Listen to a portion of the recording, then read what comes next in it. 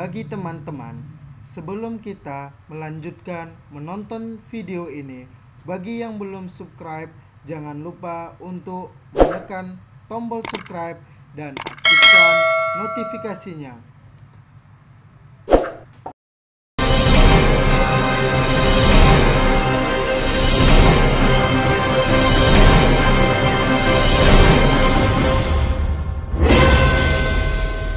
Orang gila. Orang gila itu diberikan hukum? Tidak. Mau bagaimana dia? Mau tidak sholat dia? Mau tidak puasa dia? Mau tidak berzakat dia? Dia mau minta maaf, tidak menutup aurat dia. Dia tidak diberi hukum. Kenapa? Karena dia majnun. Karena dia gila, rintik. Gila, rintik. Itu orang yang lewat-lewat di jalan itu. Itu dia. Apakah dia itu masuk surga, Bu ya? Orang gila itu masuk surga enggak, Bu ya? Dia akan dipertimbangkan amal baiknya ketika dia tidak gila, sebelum dia gila. Nah, ketika dia setelah gila, maka amal buruk dan amal baiknya ketika itu tidak ada lagi nilainya. Di akhirat nanti, wa may ya'mal misqala dzarratin khairan yarah wa may ya'mal misqala dzarratin syarran yarah. Semuanya itu akan dihitung. Sekalipun dia tadi gila, sebelum gilanya itu dihitung amal ibadahnya. Cuma hanya nanti di dalam riwayat dia baca, dia akan bersampaikan kepada Allah, ya Allah, kenapa engkau jadikan aku gila? Seandainya aku tidak gila, mungkin aku sholat.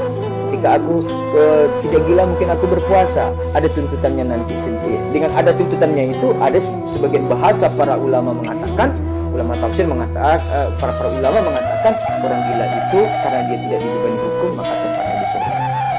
Karena tidak ada hukum baginya, seperti anak-anak. Nah, orang lalai itu bagaimana?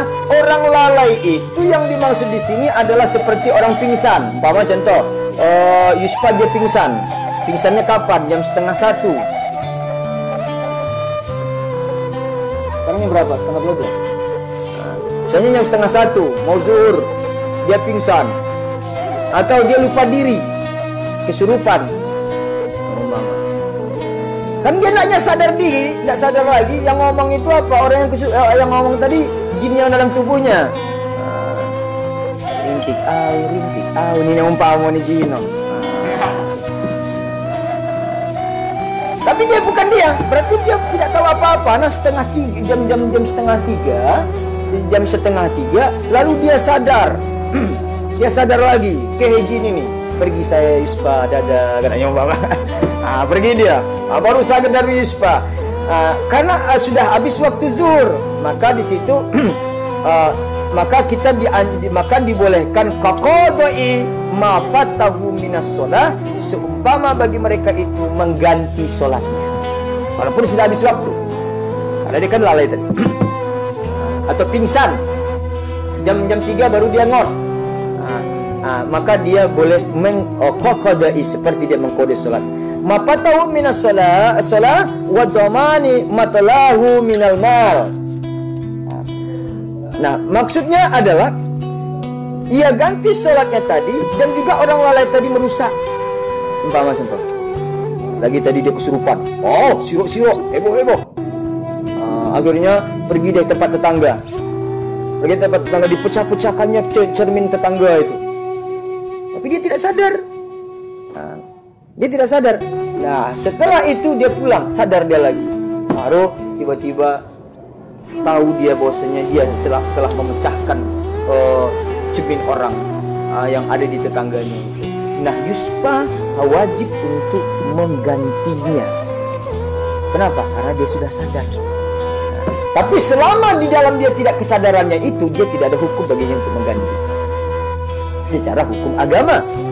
Kenapa? Karena dia tidak sadar, karena dia tidak masuk ke dalam hukum. Paham itu? Jadi ketika dia sudah sadar lagi, baru dia mengganti. Seperti mal. Nah, setelah itu seperti mengqada sholat, mengganti sholat. Sholat ketika kita tinggal tidak sadar. Nah, kenapa alasannya seperti itu? Alasannya itulah Allah bilang, man salakakum fi saqar. Orang-orang ya, sholat itu masuk neraka. Maksudnya orang-orang yang sholat yang bagaimana? Orang yang meninggalkan sholat. Orang Islam kan wajib melakukan sholat. Orang Islam itu wajib melakukan sholat. Lalu dia tidak melakukan sholat, dia meninggalkan sholat. Berarti tempatnya adalah neraka sakor. Orang juga ada juga di dalam hadisnya juga di bawah bahwasanya orang yang tidak mau mengeluarkan zakat juga mendapat kecelakaan bagi mereka. Bagaimana cara Allah memberikan kecelakaan bagi orang yang tidak mengeluarkan zakat? Allah bukan meminta, hei keluarkan zakatmu 2,5%. Bukan itu bahasanya Allah bilang begitu langsung, tidak. Tapi Allah caranya bagaimana? Maka Allah caranya akan mengambil sedikit dengan sedikit demi sedikit demi sedikit. Bagaimana saja? Mungkin saja rumahmu terbakar, mungkin saja hartamu dicuri orang, mungkin saja kamu sakit, mungkin saja anakmu sakit dibawa ke rumah sakit. Kenapa? Karena berapa banyak harta orang yang sudah kamu simpan. Harta siapa? Harta fakir miskin, harta yang masnab 8 tersebut, orang yang punya hutang, orang yang musafir. Nah, semua itu ada haknya di sana. Nah, jadi begitu cara Tuhan mengambil. Marnyaeho pergi ke rumah sakit sekian juta habis. Itu sebenarnya yang diambil Tuhan itu adalah zakat yang tidak dikeluarkan. Itu cara Tuhan. Nah, kalau cara hukum agama keluarkan 2,5%. Begitu. Nah, jadi itu makanya kita dianjurkan wa aqimus shalah wa atuz zakah warka'u ma'ar raki'in. Dirikanlah salat, bayarlah zakat, dan rukuklah kamu seperti orang-orang yang rukuk. Mana dia? Dari Rasulullah, sahabat, tabi'in, dari tabi'in wa tabi'in kepada imam mazhab. Nah, imam mazhab nanti kepada imam yang diakui yang lain, Imam Nawawi, Imam Ghazali. Nah, jadi semuanya itu tidak ada perbedaan dan tidak ada perubahan. Jadi bukan merubah-rubah kita nak. Kita tidak ada merubah-rubah hukum. Kita tidak pernah merubah-rubah pekerjaan ibadah. Tapi kita mengikuti cara ibadah yang sudah diajarkan Rasulullah. Tapi mengikut tata cara, tuntunan, keadaan, situasi, kondisi yang ada pada masa itu dan ada keadaan di daerah itu. Namanya di dalam kitab mantik, dan juga kita belajar balaghah, dan juga kita belajar bayan, itu adalah letakkan sesuatu itu pada tempatnya, muqtadal maqam. Yang penting jangan keluar daripada syarat dan rukun yang sudah ditentukan oleh Rasulullah. Kalau masalah ibadah-ibadah yang lain tidak jadi permasalahan. Masalah kunut jangan diperbedakan, jangan dipermasalahkan. Masalah tarawih 11 dan 23 jangan jadi perbedakan. Itulah kita yang sudah belajar usul fikih. Tidak jadi perbedaan. Masalah tahlil tidak jadi persoalan. Masalah kita membaca yasin di kubur, dekat kubur, itu jangan dipermasalahkan. Kenapa? Yang tidak boleh itu kita baca yasin itu di atas kubur. Oh berani baca yasin di atas kubur. Yang tidak boleh itu baca yasin di atas kubur. Bacalah. Tidak masalah, itu membantu. Tapi sudah adanya Rasulullah berjalan dengan Anas bin Malik. Terdengar dia ketika itu orang yang ada dalam kubur menangis-nangis. Disebabkan apa? Karena dia membuang air kecil tidak dibasuh, karena kencing berdiri. Kasihan Rasulullah ketika itu, berhenti Rasulullah dengan Anas bin Malik ketika itu. Lalu diambilnya berupa daun, lalu dibaca oleh Rasulullah ayat-ayat surah Al-Ikhlas. Lalu diletakkan di kepalanya, diletakkan di dadanya, diletakkan di kakinya untuk membantu selama daun ini belum berkering, maka dia bisa dapat bantuan. Ini kalau ada bahasanya lagi kita kata, mana ada orang mati bisa dibantu lagi katanya. Jadi bahasa seperti itu jangan disampaikan kepada umat. Kenapa? Karena umat itu bukan semuanya yang berilmu. Tidak semuanya yang berilmu, ada yang awam, ada yang jahil, ada.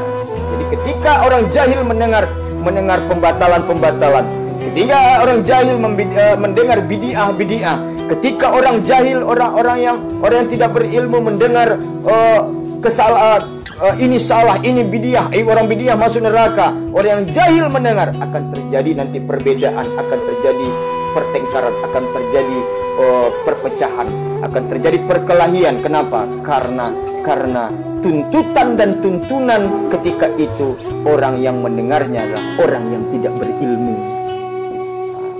Jadi akhirnya Islam sama Islam bentrok.